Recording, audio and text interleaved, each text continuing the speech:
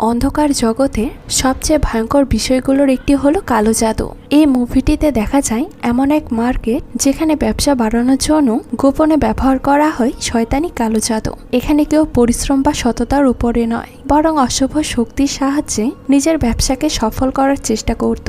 যে যত শক্তিশালী কালো জাদু করত, তার দোকানে তত বেশি ভিড় হতো এবং ব্যবসাও দ্রুত বাড়তে থাকত। কিন্তু এই সাফল্যের পেছনে লুকিয়ে ছিল ভয়ঙ্কর এক অভিশাপ। ধীরে ধীরে মানুষ মানসিকভাবে ভেঙে পড়তে থাকে, সম্পর্ক নষ্ট হতে থাকে, আর পুরো এলাকা জুড়ে ছড়িয়ে পড়ে অদ্ভুত সব মৃত্যুর আতঙ্ক। কারণ শয়তানি শক্তি কখনো কাউকে বিনামূল্যে কিছু দেয় না। কিছু সময়ের জন্য হয়তো সাফল্য এনে দেয়, কিন্তু শেষ পর্যন্ত মানুষের জীবনকে ধ্বংসের দিকে ঠেলে দেয়। তাহলে চলুন দেখে আসা যাক এই ভয়ঙ্কর কালো জাদুর ভয়াবহ পরিণতি। তো গল্প শুরু হয় 1970 দশকের সোমানাং শহরের একটা বড় বাজার দেখিয়ে। এই বাজারে মানুষের দৈনন্দিন জীবনে যা কিছু প্রয়োজন সব পাওয়া যায়। সেখানে একজন নামকরা বিক্রেতা ছিল, যার নাম সুচিপ্ত।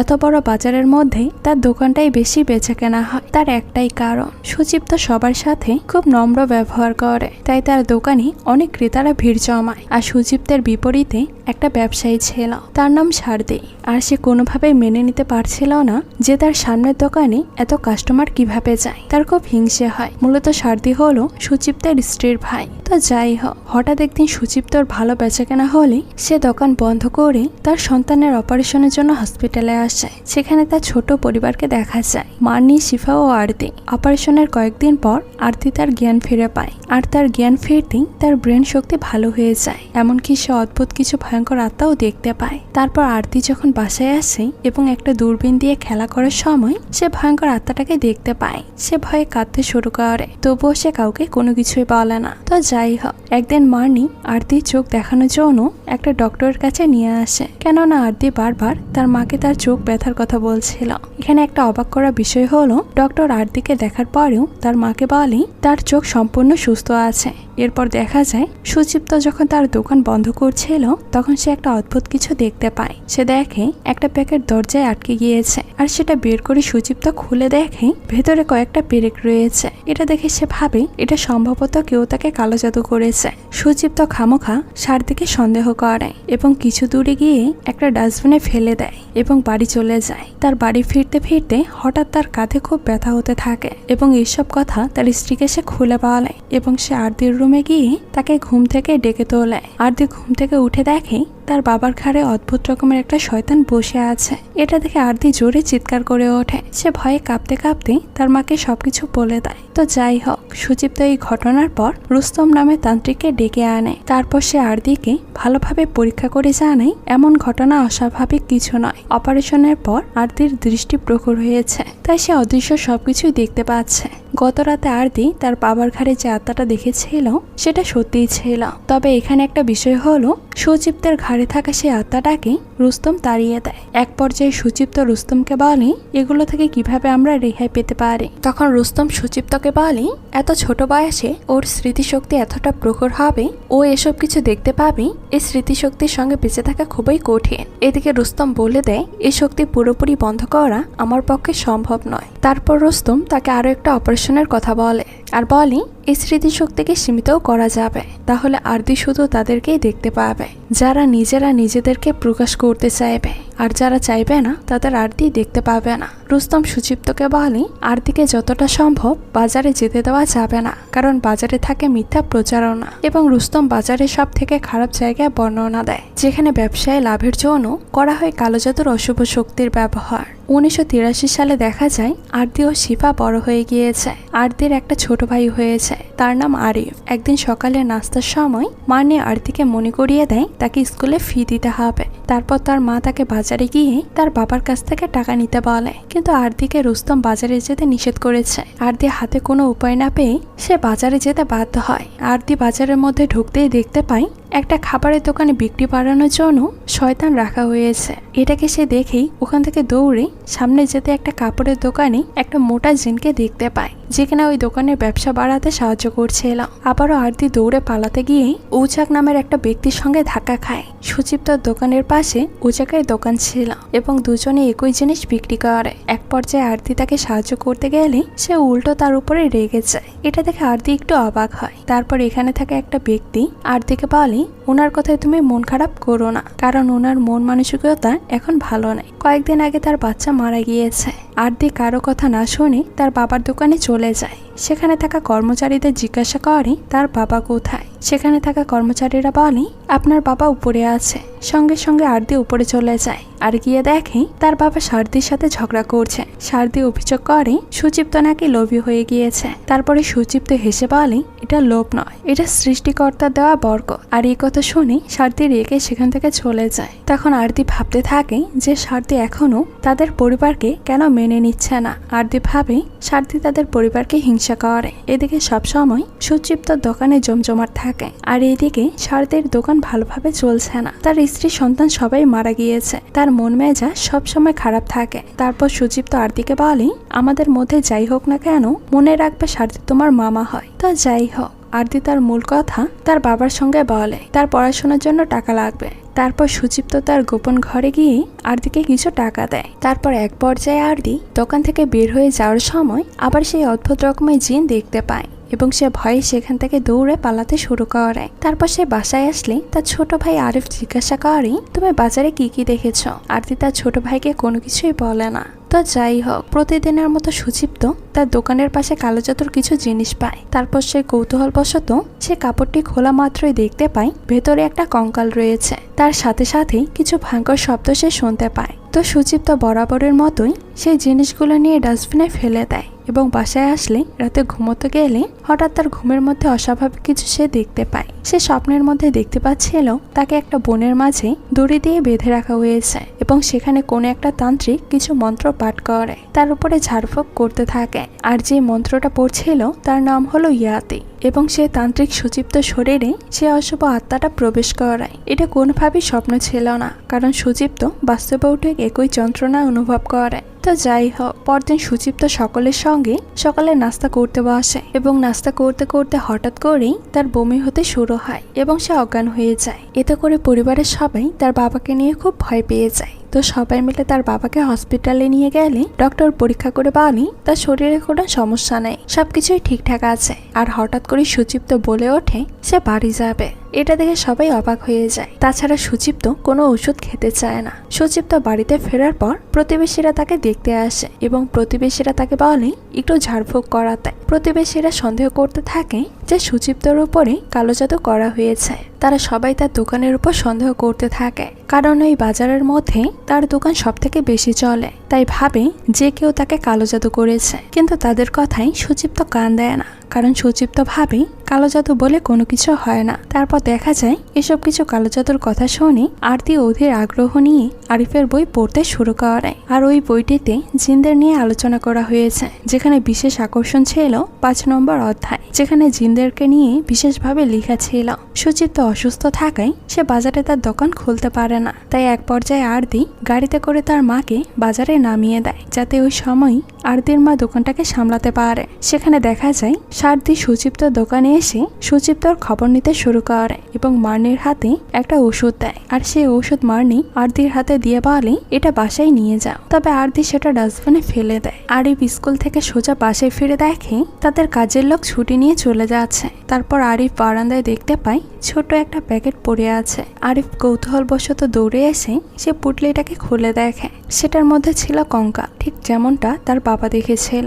আরিফ প্যাকেটটা খোলার সাথে সাথেই সে ভয়ঙ্কর শব্দটা আবারও শুনতে পায়। আর এতে আরিফ অনেক ভয় পেয়ে যায় এবং ঘরে যেয়ে দরজা আটকে দেয়। এই ঘটনার পর রাতে আরিফের গায়ে অনেক জ্বর আসে। তারপর তার ভাই তাকে দেখতে গেলে আরিফ তার ভাইকে অনেক জোরাজোরি করে আর বলে আজকে রাতটা তার সাথে থাকতে। আরিফ ঘুমিয়ে যাওয়ার পর তার ভাই তার জন্য একটা তোয়ালে ভিজিয়ে আনতে চায়। আর ঠিক সে সময় তাদের ঘরের মধ্যেও ঘুরে বেড়ায় এক অদ্ভুত রকমের ছায়া। হঠাৎ করে আরতির বাবার রুমে দরজাটা খুলে যায়। আরতি সেই দরজার দিকে এগিয়ে গেলে দেখতে পায় হঠাৎ তার বাবা কেমন যেন অদ্ভুত রকমের আচরণ করছে এবং আরতির বাবার মুখ থেকে ভয়ঙ্কর সব পোকা বেরিয়ে আসে, যা আরতি পায়ে পিষে মেরে ফেলে। তারপর আরতি দৌড়ে এসে শিফাকে দ্রুত ঘুম থেকে ওঠায় এবং হসপিটালে ফোন করে। এদিকে আরিফ যন্ত্রণায় চিৎকার করতে শুরু করে। আরতি আরিফের রুমে গিয়ে দেখে আরিফের কান থেকে একটা লাল সুতো বের হচ্ছে। কিছুক্ষণ পর আবার দেখে আরিফের চোখ দিয়ে রক্ত পড়ছে এবং হঠাৎ করে আরিফের শরীর থেকে একটা ছুরি বেরিয়ে আসে। সেই ছুরি নিজে নিজে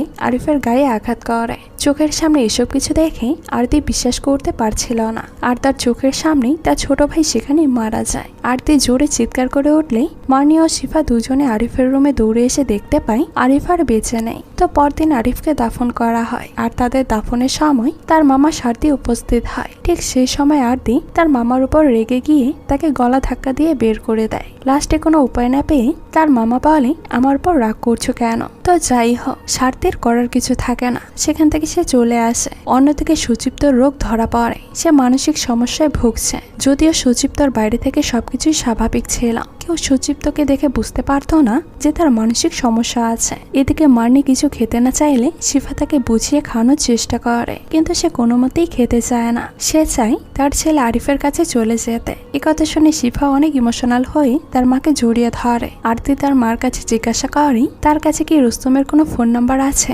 আরতি বুঝতে পারে যে তাদের পরিবারের সবাইকে কালো জাদু করা হয়েছে। কিছুক্ষণ পর রুস্তম তাদের বাড়িতে আসে। রুস্তম কিছু আশ্চর্যজনক ঘটনা তাদের সাথে শেয়ার করে। রুস্তম বলে সুচিপ্তকে মারাত্মক কালো জাদু করা হয়েছে, আর এই জন্যই আরিফের মৃত্যু হয়েছে। তবে কালো জাদু কি ধরনের তা রুস্তম এখনো ধরতে পারেনি। রুস্তম তাদেরকে এটাও জানায় যে এটা এলাকার কেউই করেনি, এটা অনেক দূর থেকে করা হয়েছে, আর এটা আয়ত্ত করতে গেলে তার কিছুদিন সময় লাগবে।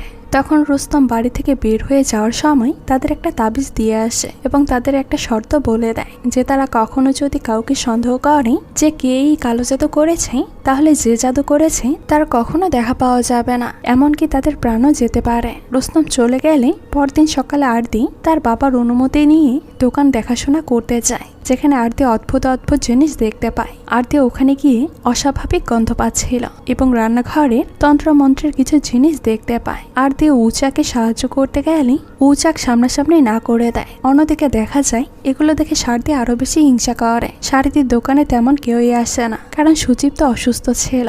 এমনকি সুচিপ্তর কর্মচারীরা তার দোকান ছেড়ে চলে গিয়েছে। এতে আরতির কোনো কিছুই করার ছিল না, সবকিছু আরতি আস্তে আস্তে মেনে নিচ্ছিল। হঠাৎ করে রাতে একটা কাস্টমার আসে আরতির দোকানে। এটা দেখে আরতি অনেক খুশি হয়। আরতি কাস্টমারের দিকে লক্ষ্য করলে দেখে কাস্টমারের চোখ দিয়ে অনবরত রক্ত পড়ছে, আর এটা দেখে আরতি খুবই ভয় পেয়ে যায়। আরতির চোখের পলকে আর কাস্টমারকে কোথাও খুঁজে পায় না। এরপর আরতি দেখতে পায় ওই কাস্টমার উচাকের দোকানে যাচ্ছে। তখন উচাক দোকানে ছিল না। আরতিও সেখানে গেলে দেখতে পায় একটা ভয়ঙ্কর ছায়া, আর সেই দরজাটা খুলতে দেখতে পায় উচাক তার সন্তানের ছবিতে আগরবাতি ধোয়া দিচ্ছে, আর ওখানে কিছু তন্ত্রমন্ত্রের সামগ্রীও ছিল। তখন উচাক আরতিকে বলে, তোমার বাবা মা আমার সন্তানকে মেরে ফেলেছে, এখন তোমার বাবাকে মরতে হবে। হঠাৎ করে শোনা যায় মানির বাড়ির ছাদ থেকে কিছু অদ্ভুত রকম আওয়াজ আসছিল। এদিকে শিফা ঘুমিয়েছিল, তবে মানি এই শব্দ ফলো করতে যেয়ে বাড়ির বাইরে চলে যায়। তারপর মানির চোখে পড়ে অদ্ভুত একটা প্যাকেট। সে বুঝে উঠতে পারে না তার স্বামীর অসুস্থতা এবং তার ছেলের মৃত্যুর কারণ এই সেই প্যাকেটটাই। যখন সে প্যাকেটটা ফেলে দিতে চায় তখন হঠাৎ করে তার মাথা ঘুরে ওঠে। তারপর মার্নি আবার সেই শব্দ শুনতে পায়। সে দ্রুত প্যাকেটটা ডাস্টবিনে ফেলে দিয়ে দৌড়ে বাসায় চলে যায়। এমন আতঙ্ক অবস্থায় সে ঘরে ঢুকলে শিফা ঘুম থেকে জেগে ওঠে। তার মাকে এই অবস্থায় দেখে তাকে শান্ত করার চেষ্টা করে। শিফা তার মাকে বলে, তুমি একটু রেস্ট নাও, দেখবে সবকিছুই ঠিক হয়ে গিয়েছে। এদিকে আরতি আবার বাড়িতে সেই প্যাকেটটা দেখতে পায়, আর এটা দেখে আরতি দ্রুত ঘরে চলে যায়। আর সে ঘরে ঢুকতেই শিফা তাকে জানায় তার মা অসুস্থ।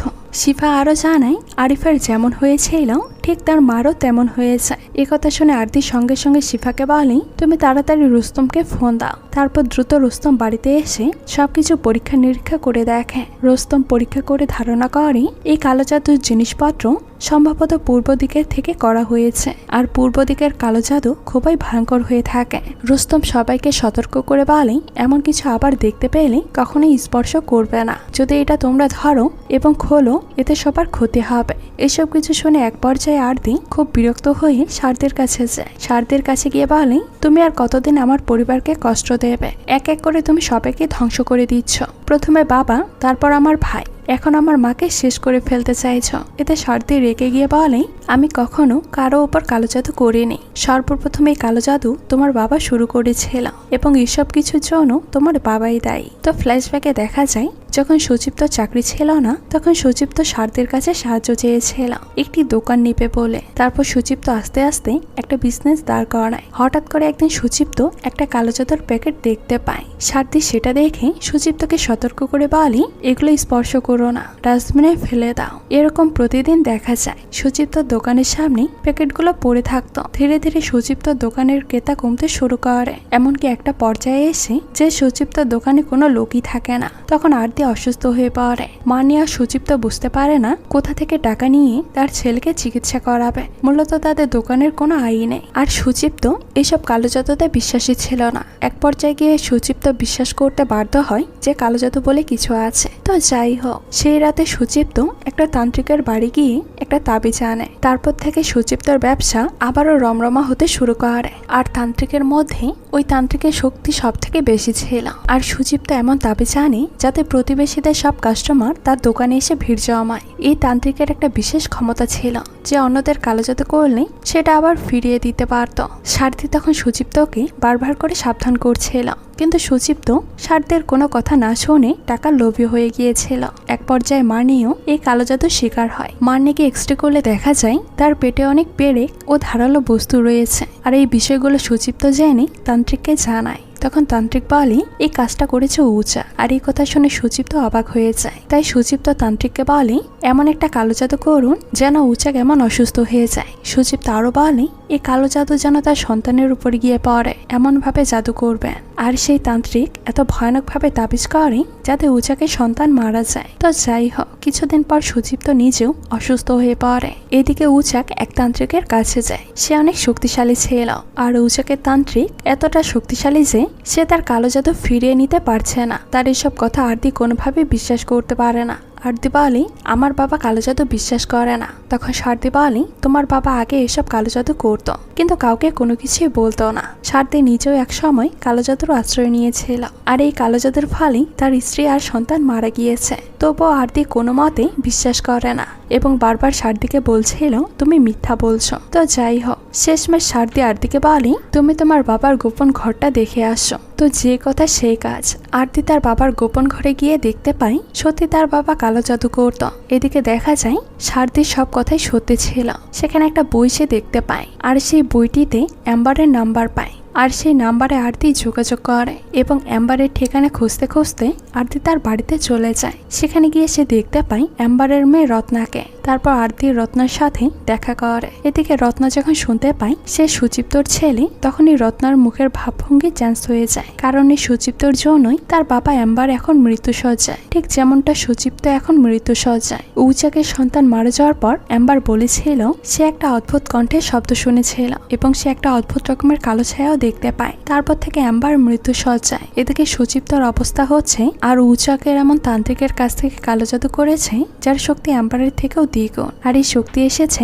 পূর্ব দিক থেকে। এই কালো জাদু খুবই শক্তিশালী। এই কালো জাদু করতে গেলে গভীর আত্মত্যাগ ও কষ্টের প্রয়োজন হয় এবং তাদের সমুদ্র তীরবর্তী 7টি বিভিন্ন স্থানে রিচুয়াল করতে হয়। আর এই রিচুয়াল করার মাধ্যমে সমুদ্রের ওপার থেকে শক্তিশালী জিনকে ডাকা হয়। আর এই জিনের নাম হলো সঙ্গী। তো যাই হোক, আরতি সারদের কাছে জিজ্ঞাসা করে সে কি এই কালো জাদু সম্পর্কে কিছু জানে। ঠিক তখন সারদি আরতিকে বলে, না, সে এই সম্পর্কে কিছুই জানে না। ঠিক তখন তারা আবার ভয়ঙ্কর সব শব্দ শুনতে পায়। আর এই শব্দ শুনে তারা দুজনে বাড়ির দিকে ছুটে যায় যদি তার মা মার্নিকে বাঁচাতে পারে। এদিকে মার্নি ঘুম থেকে উঠে শিফাকে বলে তাকে একটু চা বানিয়ে দিতে। একথা শুনে শিফা রান্নাঘরে চা বানানোর জন্য যায়। ঠিক সেই সময় মার্নির পেটে তীব্র যন্ত্রণা হতে থাকে। আর তার মায়ের চিৎকার শুনে শিফা দ্রুত ঘরে দৌড়ে আসে। আর শিফা নিজের চোখে দেখতে পায় তার মা আস্তে আস্তে পেটে ব্যথায় মারা যাচ্ছে। ঠিক সেই সময় আরতি আর সারদি এসে পৌঁছায়। তারা আস্তে আস্তে খুব দেরি করে ফেলেছে আর শিফার মা ইতোমধ্যেই মারা গিয়েছে। আর এই খবর শুনে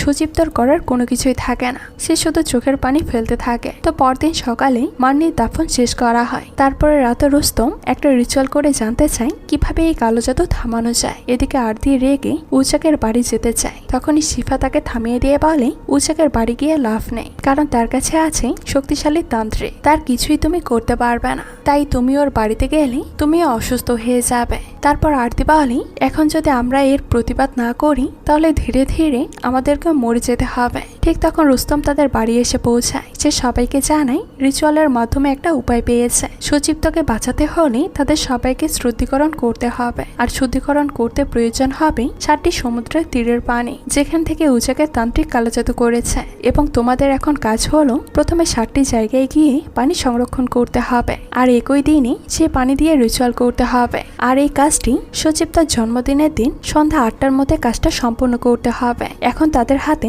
মাত্র 5 দিন সময় আছে। তখন রুস্তম বলে, যদি তুমি এখন রাজি হও তাহলে তোমার মনের সেই চোখ আমি খুলে দেব, যেটার মাধ্যমে তুমি ছোটবেলায় সবকিছু দেখতে পেতে, সেটা আমি বন্ধ করেছিলাম। এবং এই কাজ করতে গেলে 6ষ্ঠ ইন্দ্রিয় দরকার, আর 6ষ্ঠ ইন্দ্রিয় তোমার দরকার হবে, কারণ এই 7টি সমুদ্র বন্দর পাহারা দিচ্ছে 7টি জিন, যাদেরকে উজাকের তান্ত্রিক ওখানে বসিয়েছে। তারা নিজেদের লোকালেও আরতি তার 6ষ্ঠ ইন্দ্রিয় ক্ষমতা দিয়ে তাদেরকে দেখতে পাবে। আরতির সাথে সারদি যেতে গেলে রুস্তম তাকে বাধা দেয়। রুস্তম সারদিকে বলে, তুমি বাড়িতে থেকে তোমার রিচুয়ালের প্রস্তুতি নাও। তারপর শিফা আরতির সঙ্গে যেতে চায়। শিফারও এই ক্ষমতা আছে, শুধু শিফারটা 6ষ্ঠ ইন্দ্রিয় ক্ষমতা পুরোপুরি জাগ্রত হয়নি। সেই রাতেই রুস্তম রিচুয়াল করে তাদের মনের চোখ খুলে দেয়। তারপর তাদের দুজনকে রুস্তম বলে, তোমরা তাড়াতাড়ি রওনা হও। এবং রুস্তম তাদেরকে নির্দেশ দেয়, তোমরা পূর্ব দিক থেকে পশ্চিম দিকে যাবে, আর তাদের এই দৃষ্টি ক্ষমতা বলে দেবে তাদের কোথা থেকে কোন দিকে যেতে হবে। আর তারা কিছুক্ষণের মধ্যেই প্রথম সমুদ্রের বন্দরে পৌঁছে যায়। এদিকে তারা দুজন কাজ ভাগ করে নেয়।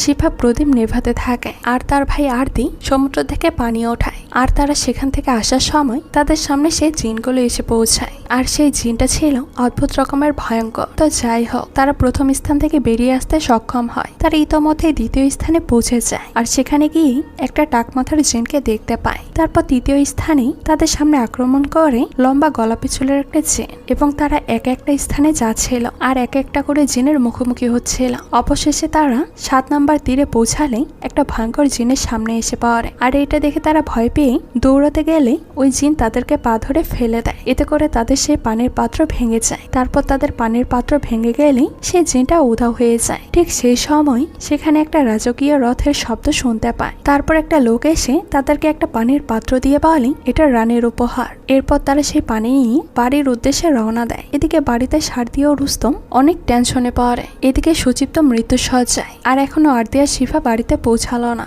আর ঠিক তখন একটা ভয়ঙ্কর শয়তানের উপস্থিতি তারা সেখানে টের পায়। আর রুস্তম টের পেয়ে বাইরে গিয়ে পরিস্থিতি সামলানোর চেষ্টা করে, কিন্তু সেটা বারবার বিফলে যায়। তারপরে ভয়ঙ্কর শয়তান নিজেকে সবার সামনে প্রকাশ করে, আর সেই শয়তানকে দেখে রুস্তম পালানোর চেষ্টা করলেও তাতে কোনো লাভ হয় না। তার মৃত্যুবরণ করতেই হবে। আর এটা দেখে সারদি আতঙ্কিত হয়ে যায়। সেও পালানোর চেষ্টা করলে কিছুক্ষণের মধ্যে সেই শয়তানটি তাকে অ্যাটাক করে হত্যা করে। ঠিক তখন আরতি ও শিফা বাড়িতে পৌঁছায়, এবং তারা দেখতে পায় সারদি ও রুস্তম মারা গিয়েছে। আর তারা দুজনেই সময় নষ্ট না করে তার বাবার রুমে দৌড়ে চলে যায়, এবং তারা দুজনে রিচুয়াল করতে শুরু করে। তীরের পানি দিয়ে সুচিপ্তকে শুদ্ধি করতে থাকে, কিন্তু এই কাজটি করা মোটেও সহজ ছিল না। ওই ভয়ঙ্কর শয়তান তাদের বারবার বাধা দেওয়ার চেষ্টা করছিল। শেষমেশ আরতি যখন বাবার গায়ে সম্পূর্ণ পানিটা ঢালবে, তখন শয়তান তার বাবার পা টেনে মাটিতে ফেলে দেয়। এ সময় আরতি বুদ্ধি করে পানির পাত্রটা দেয়ালে ছুঁড়ে মারে, যেন ভেঙে সেই পানি তার বাবার গায়ে লাগে। আর এর ফলে সেই শয়তানটি আগুনে পড়ে ধ্বংস হয়ে যায়। আর এই শয়তান ধ্বংস হয়ে যাওয়ার আগে